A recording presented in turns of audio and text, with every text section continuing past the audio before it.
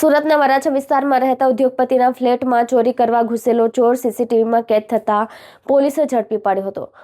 સુરતના વરાછા વિસ્તારમાં રહેતા જાણીતા ઉદ્યોગપતિના ફ્લેટમાં ગત રાત્રે ચોરીની ઘટના બની હતી। ચોર જ્યારે ઘરમાં ઘૂસ્યો ત્યારે તેને બિલકુલ અંદાજ નહોતો કે ઘરના ખૂણે ખૂણામાં ચેક બેડરૂમ સુધી સીસીટીવી કેમેરા લગાવેલા હશે। સામાન્ય રીતે સુરક્ષા માટે લોકો હોલ કે ગેલેરીમાં કેમેરા રાખતા હોય છે। ઉદ્યોગપતિની સતર્કતાએ ચોરની મુશ્કેલી વધાવી દીધી હતી। પલંગ પર બેસીને આરામથી ચોરી કરી હતી।